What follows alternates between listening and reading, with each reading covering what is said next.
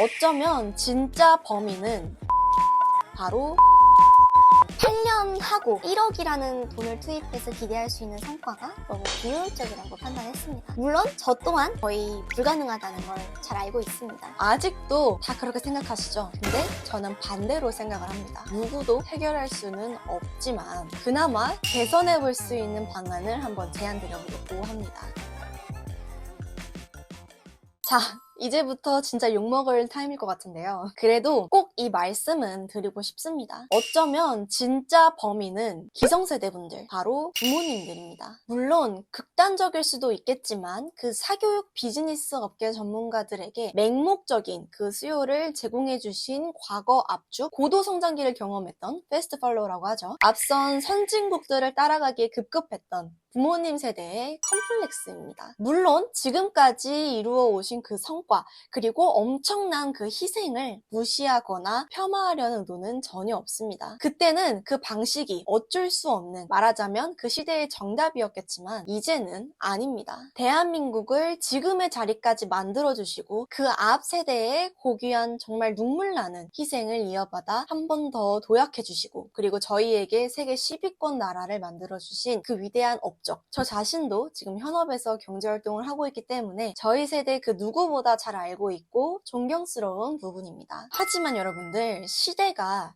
변했어요. 변한 게 문제가 아니라 앞으로 정말 엄청난 격변이 기다리고 있습니다. 그 변화의 속도가 점점 가속화되고 있죠. 그럼 제 경험과 생각에 대해 한번 말씀드려보려고 합니다. 제가 서두에 말씀드렸듯이 저도 많은 고민과 상담을 했었던 내용입니다. 일단 인생은 한 번뿐이라는 대전제 위에 직업은 회사원, 공무원, 자영업, 다른 말로는 사업이라고 할 수도 있겠죠. 근데 오늘은 자영업이라고 하겠습니다. 이 범주에서 저는 회사원을 탈락시켰습니다. 왜냐? 첫째는 저는 5%가 아니기 때문에 전문직, 의사, 대기업 도전은 현실적으로 불가능하다고 판단했습니다. 극히 낮은 가능성이었기 때문에 제거했죠. 8년 하고 1억이라는 돈을 투입해서 기대할 수 있는 성과가 너무 비효율적이라고 판단했습니다. 그럼 남은 선택지는 2개였습니다. 여기서 한 번 더 고민이 시작됩니다. 제가 무슨 장원급제로 5급이나 7급도 아니고 9급을 도전해야 하거나 자영업 중에서 선택을 해야 하는데 수능이 과연 어떤 의미가 있을까? 9급 공무원 도전은 수능과는 아무런 연관이 없었기 때문에 부모님과 상의하여 과감히 수능을 포기하고 특성화고 진학을 결정하게 됩니다. 물론 사회적 시선은 제가 감당해야 하는 몫이겠지만 시간과 효율성 면에서의 이익이 더 크다고 저는 판단을 했어요. 결국 보수적인 저희 공무원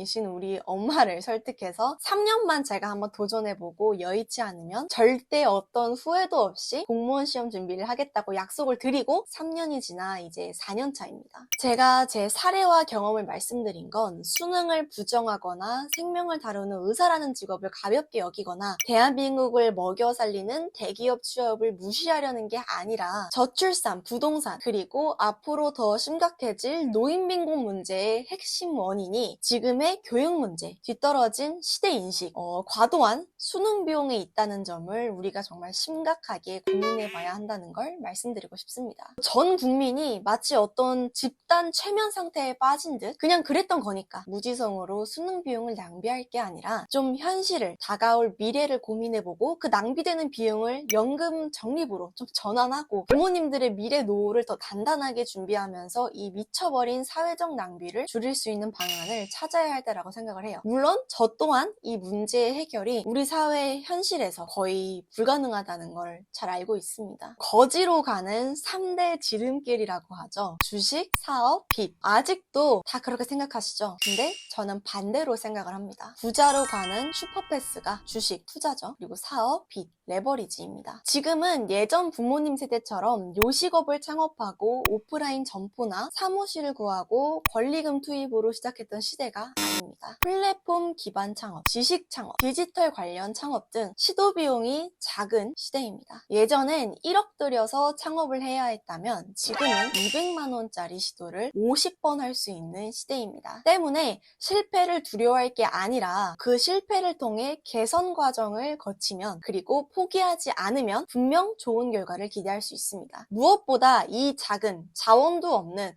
분단국가 대한민국을 이 자리까지 만들어주신 우리 부모님들의 불굴의 의지, DNA가 우리에게 있습니다. 마지막으로 제가 경험했던 우리나라 진로진학 교육 진짜 핵심 문제, 모두가 포기해버린 이 문제를 누구도 해결할 수는 없지만 그나마 개선해 볼 수 있는 방안을 한번 제안 드려보려고 합니다. 저는 이렇게 생각을 해요. 최소한 1년에 10시간 정도, 최소 중학교 1학년부터 고2까지 5년 이상은 경제금융교육을 강화해야 한다고 생각합니다. 교과서에 나오는 경제가 아니라 현실적인 경제교육, 특히 금융교육이 정말 중요합니다. 이것만 개선해도 첫째로는 진로 진학 문제 고민 시 선택지 그리고 시야를 넓힐 수 있습니다. 꼭 이 기회를 보장하고 제공해 주어야 합니다. 우리 사회에 정말 미스테리한 부분이지만 그냥 성인이 되어버리면 이 냉혹한 자본주의 경기장에 무방비로 진짜 아무런 어떤 교육도 없이 떠밀려 들어가게 됩니다. 규칙도 모르고 게임의 룰도 안 가르쳐주고 말이죠. 이건 정말 무책임한 거라고 생각됩니다. 둘째는 우리는 별 다른 교육 없이 그냥 현실 게임에서 경제금융을 실전으로 배우게 됩니다. 그냥 불나방처럼 변수 고려 없이 영끌 그리고 무모한 도전을 하죠. 제 주위에도 역전세나 최근 몇 년간 고금리 때문에 정말 심각한 상황에 빠져 이러지도 저러지도 못하고 그냥 최후의 날만 손 놓고 기다리는 분들이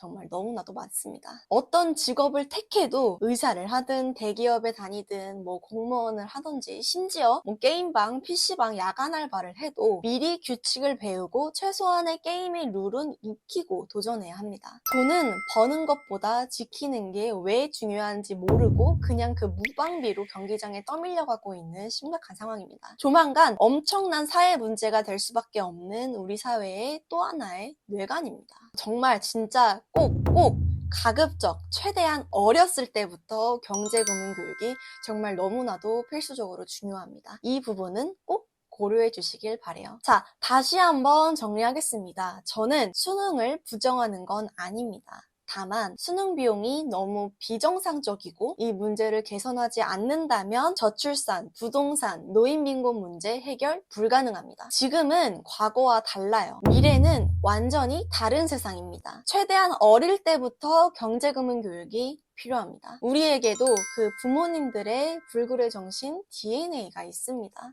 오늘 영상도 시청해주셔서 너무 감사드리고요. 자본주의 길잡이별 폴라리스 유진이었습니다. 다음에 만나요. 안녕.